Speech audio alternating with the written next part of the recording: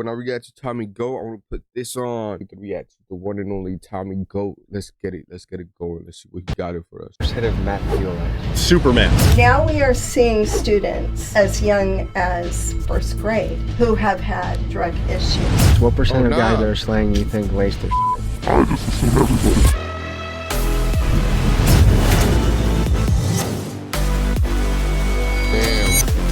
Who's that? Hello. Online it says that Omaha is the most drug-addicted city in America. Does that surprise you? No. The United States of America is facing a massive drug crisis. In 2021, over 106,000 people died from drug overdoses. This is up 14% from 2020. The main culprit in this story is fentanyl. Next to the fentanyl crisis wreaking havoc in communities across the country, overdoses, drug seizures, and concerns continue to grow from coast to coast. The victim can be seen buying the fentanyl, then walking over to the front door of the gas station before collapsing. A snapshot of America's fentanyl crisis. An average of one person every 10 hours dies in this city of a fentanyl overdose. A lot more people are dying, and it's in a lot of the drug supply. And people are doing it without knowing they're doing it. Fentanyl was created in 1959 by Dr. Paul Janssen to be a more efficient alternative to morphine, and it's used in hospitals to help with surgeries and pain management. Due to its potency and how cheap it is to produce, drug dealers cut their products with fentanyl to stretch it and make it stronger. The journey of fentanyl to the United States is as follows. Much of it is created in China and India, and it's sold to Mexican criminal organizations like the Sinaloa cartel. It's then smuggled across the border, and it's been flooding the American streets. Today, we visit the most drug-addicted city in America, Omaha, Nebraska, top in the nation for meth, cocaine, marijuana, and heroin. We speak with addicts, people in recovery, drug dealers, and law enforcement. Let's hit the streets. Let's take the streets. Tommy Goat back at it again with another one. Let's go. First, we stop at University of Nebraska, Omaha to speak with Coalition RX, a nonprofit dedicated to reducing drug use. Ladies and gentlemen, Carrie. It's nice to meet you. Nice to meet you too. We're seeing big pharma on the streets, and we're seeing a lot of drugs, mainly fentanyl. And the bad thing about fentanyl is just little grams to kill you. If you look at a drug dealer like a business operation, what's in it for them to lace things with fentanyl? It's cheap, and it gives you a good kick of high. It's one of the most dangerous drugs we've ever seen. How is fentanyl getting into this country? Does anyone know the source, where it comes from, how it gets here? The drugs are being manufactured in China, and they're being sold to the groups like Sinaloa in Mexico, and then trafficking it across the border. Federal agents found three. Bro. This is what I will get if the government knows this. If we know this, the government knows this. So why don't they stop it, bro? 1,000 fentanyl pills and 11 pounds of fentanyl powder. Authorities say the SUV has. You know why? You see that? Take a look at that. That shit going right back to the streets. Crossed the U.S.-Mexico border. If you know, you know. Now we are seeing students as young as first grade who have had drug issues. Oh, big pharma, in my mind, they are the people that needed to be held accountable. They've been getting off scot-free, if you ask me. My son passed away when he was 18 from an accidental oxycodone overdose right here on this campus, actually. He had just finished his freshman year on a full academic scholarship here, and from what I can tell, he was experimenting with drugs, I believe, because of some stress he was under with grades and different things. This is why... I'm not bitch. You know what I was gonna say? I was going to say this is why I think you should go subscribe to my channel and Tommy Goat channel. You know, just like and subscribe to both of our channels. That's all I was gonna say. You know, I gotta remember, I am not rich, I am not famous, I am not nothing. I'm a nobody. So they can take me out whenever. So yeah, good job, Yanu. I stopped myself. And he went to sleep one night after getting some oxycodone from another student, and he didn't wake up that morning. If we meet a drug dealer today that bolsters his business with fentanyl, what would be your message to that drug dealer? What would you like to say to him? Well, I want them to think about their own child or their niece or nephew or the kid next door. Would they want that kid's life to end because of what they're doing to make a buck? They're killing people's kids. Addiction is giving up everything for one thing, but recovery is giving up one thing for everything. How many people Wait, so am I addicted to this? Because I'm giving up everything for this, man. I want this. I want this shit to work. This room has either had a family member or know of someone that has overdosed in their circle. Yeah. Since there's fentanyl in a lot of things, you can carry naloxone. So what you do is you put it into your nasal cavity. I don't have the test. I put this up their nose. You put this part, and then you just push down, and it will spray. Corporal Crane was equipped with the nasal spray Narcan, a prescription medicine that rapidly reverses the effects of an overdose. Thanks, you guys. Take care. Next, we had to speak to a former drug dealer that can give us insights on how narcotics are moving through this area. So we're heading to a trap house in Omaha, talk to a dealer, get inside their head. Tell me about the drug scene in Omaha. It's pretty active right now. I mean, when you hit us up saying that there's an epidemic level, I honestly thought to myself, I was like, well, shit, the drugs have always really been here. One of the big things right now is meth. You know what I thought, bro, when I was little, Does that bro? make you nervous, B? Hold on. Now that he said that, now that he put that voice shit on, you know what I thought? I always thought they filmed it and it was like right up, you know, like right away. It was like live. That's what I thought when I was little. Like YouTube videos were live, basically. And I'm like, wait, how can you understand him to write these letters? Like, how can you know? Like, I forgot. I didn't know like editing was a thing. I thought it was just live. I thought everything was just live. In the game. This made me a little nervous, not gonna lie, because nobody really understands what they're doing nowadays, you know what I mean? What do you view as the impact of fentanyl coming into the game? It's honestly a travesty because it just kills people. So what percent of guys that are slaying you think lace their shit? I just assume everybody, because at the end of the day, when they get it, they themselves sometimes don't know if it's been stepped on or cut or anything, you know what I mean? Tell me about the journey of how drugs get to America and how Omaha is a central point of that. The way I understand it is just because we're on I-80, Interstate 80, everything gotta come and go through here at some point in time. That's why, like Nebraska, they call it the gauntlet, because we make so many drug busts on the interstate. Have you ever felt bad for a customer? At the end of the day, people are grown, it's their own responsibility to handle their shit, you know what I'm saying? You gotta do the drugs, not let the drugs do you, whatever it is you're doing. What made you decide to get into the game? I did it out of necessity, like out of survival, because I lost my job, a lot of different things were going on, I got in trouble with the law. And I was just trying to figure myself out. Like, I understand both sides of the game, but I just... It is the big guy. It is the big guy, bro. Things went down in this house that we're at. This place, man, everything used to go down here. Literally everything. Meth, coke, crack, weed, everything. Like, I got out in 2019, but I went away before it ever even got raided. What was your childhood like? It was pretty regular. Yeah. Do your parents know what you've been up to? Do they know everything? No, but my mom, I love my mom, so she has an idea. Does it surprise you to hear that Omaha is the most idea. drug-addicted city in the country? It kind of does. Big Pharma, what role do you think they play in this whole game?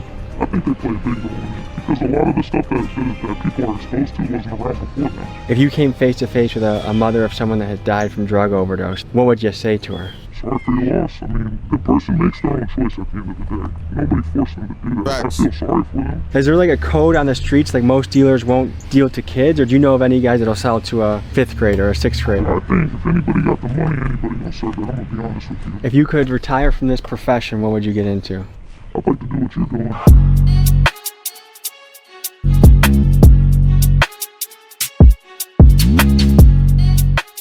Next, we head to a part of Omaha where drug addicts and homeless people are living in tents on the street to get their story and hear what their life is like.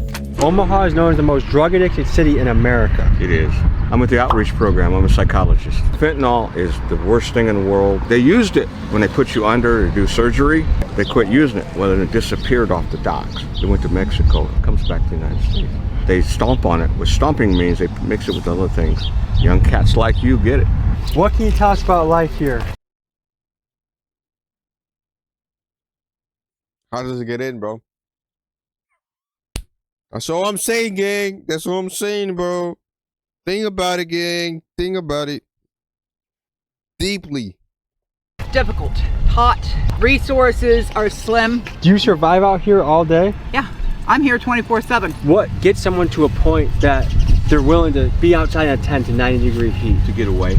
Sometimes it's better to be out here than it is to be in an abusive situation. And guess what? It could happen to you two guys too. What's the drug that's running through Omaha right now? Meth, crack, there's some cocaine and weed. Pretty much anything you want to find is pretty much You can find it right here. I got out of the situation that I was in and ran out of funds, so I got stuck here until I can get enough funds up to be able to get into a place. People aren't bad. They've had a bad situation, but sometimes the system doesn't allow that. What could the system change, or what could be better about the system? Other psychologists, psychiatrists, outreach programs, hospitals where they can take their medication, etc., etc. They can live a normal life. This is kind of the Skid Row of Omaha, I would say.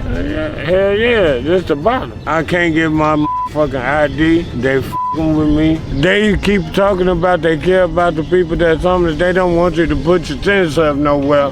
Why the f*** we can't put our tents up nowhere and y'all not trying to help us? Right. I had suspicions about this guy, so I called the Sienna Francis house to see if he worked there. They said he was not a psychiatrist on staff. He was a patient. Today we meet John, a former addict helping other people on the path to recovery outside the Sienna Francis house, which is a place leading the charge in helping the homeless, but also one of the highly concentrated areas of drug addicts in the city. It's a sketchy place that plays a central role in this story. The most drug-addicted city in America is arguably Omaha, Nebraska. Does that surprise you to hear? That's the first time I've heard that. I know it's bad here, the fentanyl epidemic, the opioid crisis. I know it's known for the methamphetamine use, but yeah, it's getting worse and worse. So I've got a for-profit counseling agency, Halo Counseling Center. I've been doing that for about the last 8 years, started that in 2015. So we do a lot of work with like the criminal justice system. Most of our referrals come from probations, drug courts, veterans courts, things like that. It's insane. I mean, our business just continues to grow. I started off with just me, myself, and I, and now we're up to 8 counselors, 5 offices, and we still can't keep up. What got you into this? So I got my own history. In 2006, I was out on the streets smoking meth. I was involved in a raid September 11, 2006, and was arrested, charged with conspiracy to distribute 500 grams of meth. So I was just with the guy that was doing it, basically. I was his right-hand man. So that's where it started for me, where my sobriety got started, was that treatment facility right there. There used to be a lot of tents out here. If we end up walking down farther that way, you'll see a lot of tents and everything where the people choose not to go into the shelter. You know, they're either not ready yet or it's just not for them. How did you become sober? I got arrested, which is my sober date, August 26th of 2020, and arrested for methamphetamine. I went to jail for 6 months, and I've been battling drug addiction for probably the last 10 years. And so I was arrested, sat in jail for 6 months. I came over here. I was here for 7 months, and then went to the halfway house, and then just been trying to get my life back together slowly but surely. It seems like jail is a lot of people's sober day. Yeah, absolutely. Some sort of higher power, man, that gave me the option to do a program that we offer here. If I graduate that program, I get the felony removed from my record. So once I got into jail, it was almost a sense of relief because I had attempted sobriety, some feeble attempts, didn't really reach out to get any real help. Then when I was charged federally, then it just became a fear factor. Once you see the United States of America versus John Sapinski, that tends to tighten some things up in the old body there. What does your first hit of meth feel like?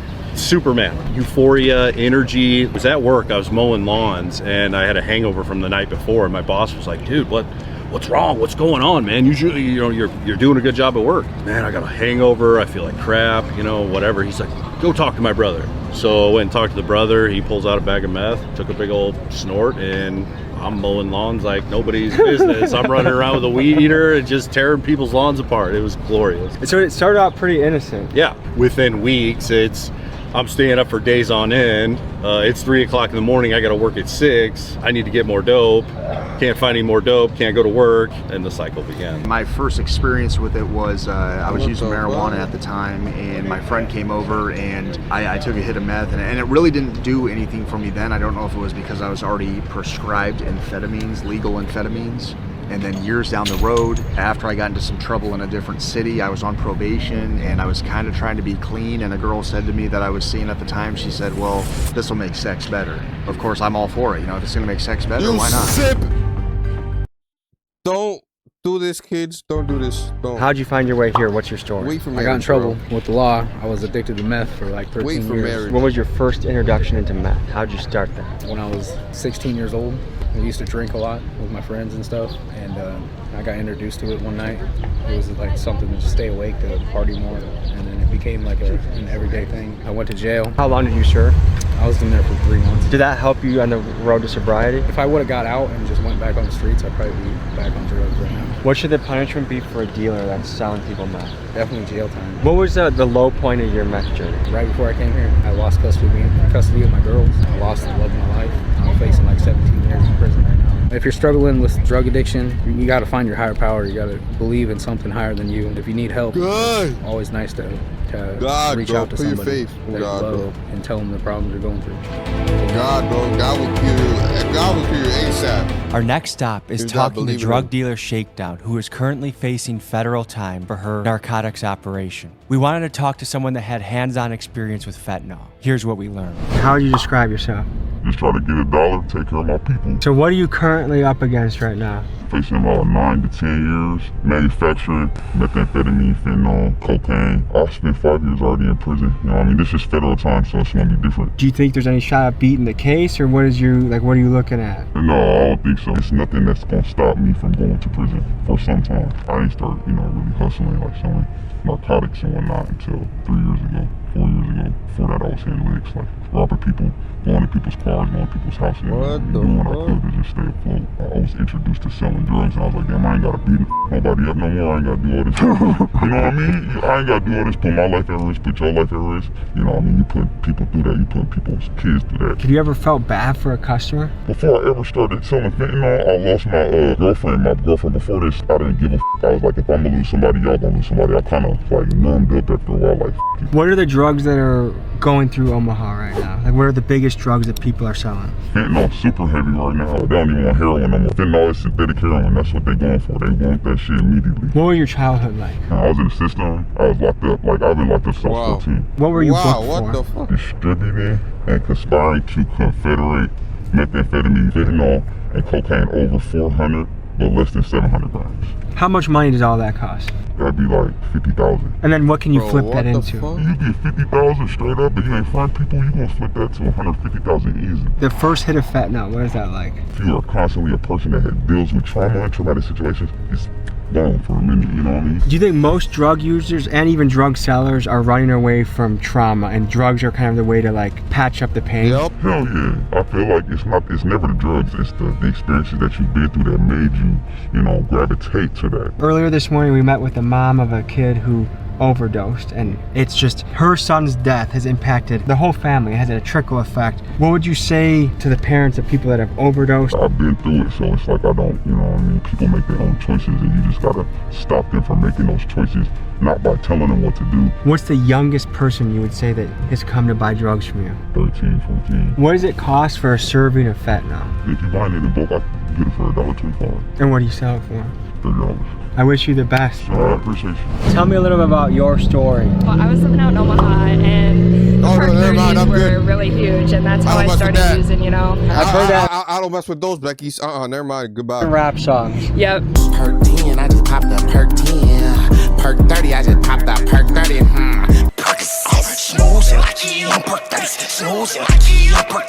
Everyone talks about the perk 30s. They glamorize using the perk 30s, getting fucked up on the perk 30s, but honestly, fuck the perk 30s. Fentanyl, super addictive.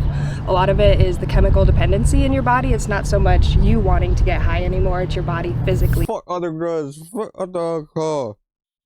My drug addiction really took everything from me. The number one thing on my mind all the time was getting high and using. How long have you been clean for? I've been clean for 70 days. What is your plan to make sure you don't fall back? Those withdrawals, man, when I went through withdrawals and treatment, it felt like I was on my deathbed, Couldn't sleep, I couldn't eat, I was throwing up, and that's a big reason why I feel like I can't go back, is just because I know the hold that it'll have on my life. I was spending $500 a week on my drug habit. What was rock bottom for you? I was... Wait, what did she say? I feel like I can't go back is just because I know the hold that it'll have on my life. I was spending $500. $500 on drugs, bro. 500. You know what I can do, bro? 500. How you got $500, bro? Bro, that's one thing about drug addiction, bro. If they get money, they don't care how. They gonna get money to pay that shit.